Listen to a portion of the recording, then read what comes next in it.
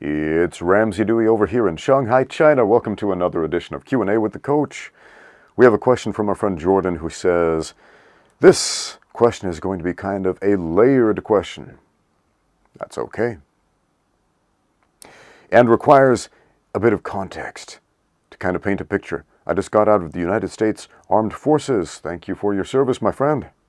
And have been struggling with depression. For the longest time, I've used martial arts to work off the angst from my past in an attempt to better myself, but as of late, I've been struggling with motivation. I feel like I am not good enough, and I never will be. I almost got into a senseless altercation with a neighbor, but I find myself thinking about the situation. I wanted to fight this man. I wanted to deal with him by force. But I know it is wrong, but thankfully I de-escalated the incident, but I feel wrong. And it's just not sitting well with me, so my question is, as a seasoned martial artist, what tempers you as a person who specializes in violence? I wish you well, and I am sorry about the long-winded question. Now, there is a lot of nuance in that question. You weren't kidding. The first thing your question made me think about, when you mentioned you got out of the armed forces and I said thank you for your service, it made me think about why is it that Americans support the troops even if they don't support the military conflicts, even if they don't support the ideas of the government sending them to these violent conflicts overseas. Even Americans who may raise signs in protest of war will still say, I support the troops. Why is that? Not all, but many. And I think it is because they see the troops as human, first of all, as their brothers, as their sons, as their fathers, as their friends. They see the humanity there, and they see them also as a symbol. I should probably include as their daughters, mothers. Yeah, because the troops aren't just men, even though many of them are. But yeah, we see these troops as part of our families. We see them as us. We see them as a symbol of the American people, not as a puppet of the American government. And that's why I think so many Americans, even if they oppose military conflicts, will still say, thank you for your service. Why am I bringing this up, Jordan? It's because you, sir, as a veteran of the U.S. military, stand as a symbol to the American people. Maybe you don't want to. Maybe you don't feel special enough or good enough, or you're just a guy who went out there and had a particularly dangerous job for a while. Maybe that's what you feel. But I'm going to tell you, to the American people, you're something more than that. They hold you to a higher standard. And maybe you don't want that, maybe you don't feel like you need that, but I'm going to tell you that's part of the answer to your question right there. Hold yourself to a higher standard. When I was younger, I had a violent temper. I got angry. I saw red when I was provoked. I didn't know how to fight back then, so fortunately, I never really did anything with that violent temper, but now, meh. I don't get into violent altercations. I don't get into street fights. If people try to push my buttons, they fail.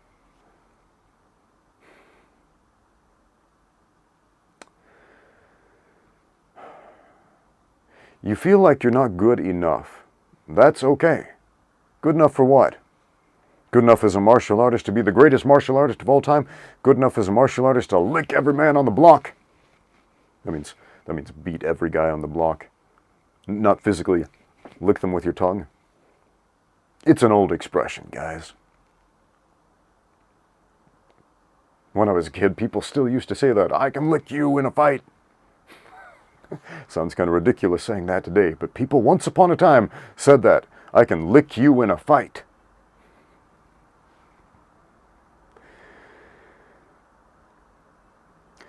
But man, there's a lot of nuance here. There's no simple answer. Dealing with depression, I was thinking about this the other day. When I was younger, I was really depressed all the time. And today, when you talk about depression on the internet, the first thing people will say is, it's absolutely irresponsible to try to give advice to depressed people. You need to send them immediately to a trained professional who will give them medication. And the reason I was thinking about this is because when I changed my lifestyle, when I moved away from home at age 17, moved away from a lot of the things that were depressing me, started living on my own terms,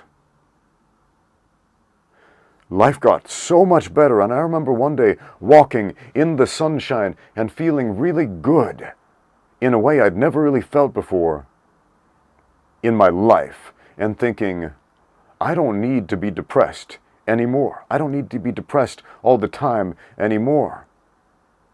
I can choose not to be depressed. And this is probably not the advice that everybody needs, but the idea that every depressed person is consigned to eternal depression unless they get the right meds is kind of silly, I think. I'm just going to put that out there. Because sometimes what you need is simply to change your life. And sometimes that means remove yourself from a negative situation, and sometimes that means to just go to work and work hard at improving your situation. Sometimes that means get away from negative people who are a bad influence on you. Sometimes that means become better, become the positive influence in the group of people around you and lift them up. So there are a lot of ways this could go. Again, there's layers in this question. There's nuance here. You've been struggling for motivation. And that's okay, that's understandable. Everybody struggles for motivation. What is motivation? Motivation is the house is on fire and you want to live, you don't want to burn. And so no matter how tired you are, no matter how lazy you are, no matter what type of work ethic you have, if your house is on fire, what do? You get out of there as fast as you can. You do everything in your power to get out and stay alive. That's motivation. And you might notice in your day-to-day life, you're not motivated because your house isn't on fire. That's a good thing. That's kind of a good thing that your house isn't literally on fire. Or that your world isn't figuratively on fire, because we don't want to burn, we don't want to die, we don't want to lose everything we have, or do we? Or do we? Because sometimes we do need to purge our lives of all of these things we think we have that in reality have us chained and bound and subjugated, so that we are not the masters of our own will anymore. Sometimes we need to cut ourselves off from that. Sometimes we need to throw it in the trash.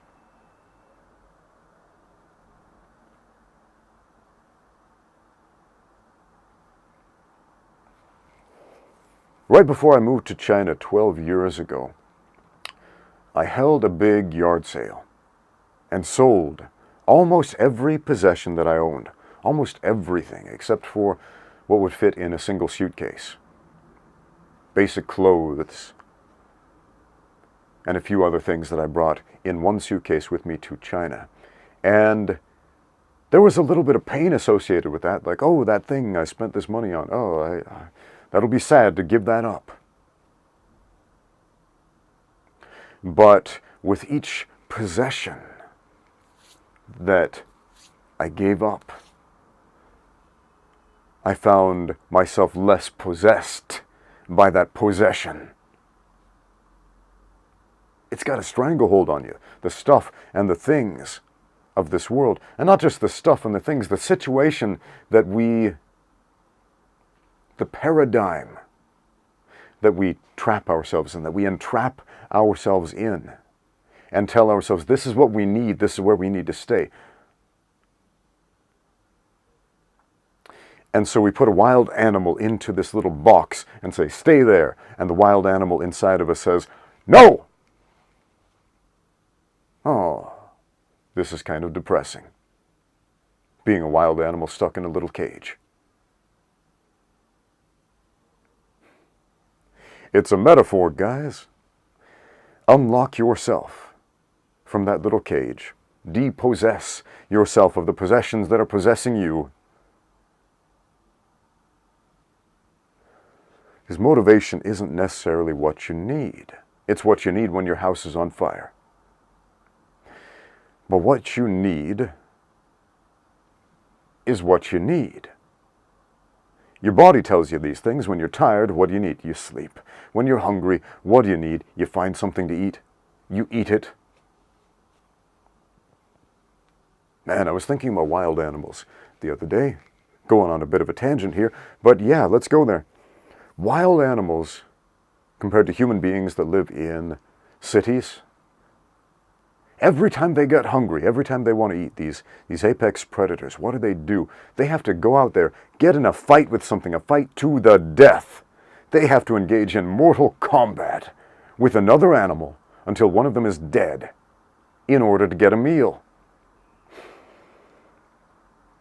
And that's not always easy. Often it is not. Lions and tigers and these other animals, often they get injured. Yeah, they've got advantages. They're big, they're strong, they have claws and teeth. But often they get injured, they'll lose an eye. African lions are quite fascinating because, well, when we watch nature documentaries, what happens? They go out and they hunt zebras and gazelles and these big animals, and it looks like an easy kill. Not necessarily. But they can't always find big game like that, so what do they eat instead when they can't find a big fat zebra or a gazelle, when they can't catch one of those? Maybe they're working on their own and they don't have a big old pride of help around them to help hunt big game, so what do the lions eat? Especially a lone lioness wandering across the dry lands. What do they eat? Porcupines. African porcupines, you know, those big ones with the big long quills, much larger than an American porcupine. And the lion doesn't necessarily stalk the porcupine, it stands there, it sits there, and it watches the porcupine for about 30 minutes or so. Just sits there and watches. Is it waiting for motivation? No. No. It's watching that porcupine. The porcupine and the lion are just sitting there staring at each other. And the lion is not waiting for motivation. It is asking itself one question. How hungry am I? Because it knows what that porcupine is. It knows what the consequences of trying to eat that thing will be. Whether it wins that fight or loses that fight, it's going to have a face full of quills. It will be impaled with hundreds of porcupine quills that will be painful, extremely difficult to remove, which will scarify that lion's face, which might gouge it in the eye. It's not waiting for motivation. It's waiting for that hunger to become just enough, where that lion knows beyond a shadow of a doubt, I am hungry enough to go and fight for what I want, for what I need. Your body tells you what you need. Whether or not we listen to that, Of course, your body also tells you what you want when you have what you need, and that can be a big problem. We got lots of problems in the world, man. And we've got lots of problems in our own personal life trying to find the balance between listening to hunger and listening to need. And when the lioness finally figures out, I need to fight this porcupine to the death, then what does it do? It does. They got a rough life, those lions. It's not all fun and games in the Pride Lands. I've answered a few questions where some folks have told me I got into a physical altercation and I didn't beat the crap out of this guy and I felt bad about it afterwards. And you mentioned some of that in your question. And of course, we can say, don't feel bad about it, you did the right thing. And you know that, and I know that. And the guy you didn't beat up should know that. Maybe he doesn't, because jerks tend not to get it, but it is what it is. Jordan, my friend, thank you again for your service. And I say that again, asking you, remember that it means something to the American people. It means something to people like me.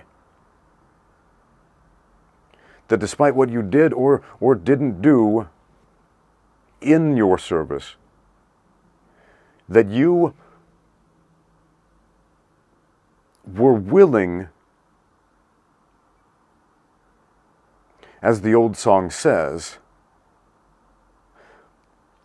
more than self their country loved, and mercy more than life.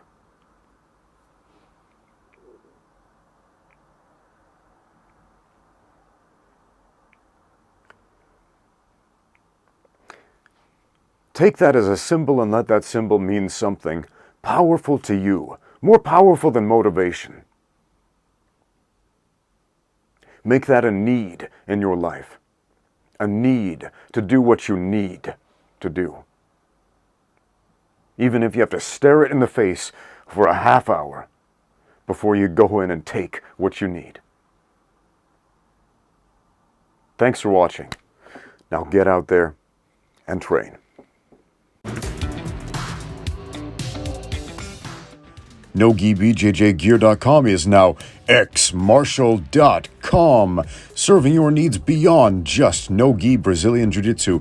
Now, find brand new equipment for mixed martial arts, kickboxing, Muay Thai, wrestling, and more at xmartial.com. As always, use my code Ramsey10 for 10% off everything on the website. Once again, that's xmartial.com.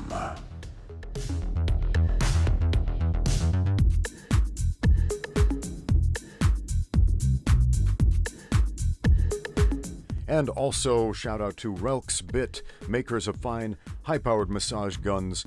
Link in the description below as well. Oh yeah, I got a discount code for that one too. Not gonna leave you hanging dry there.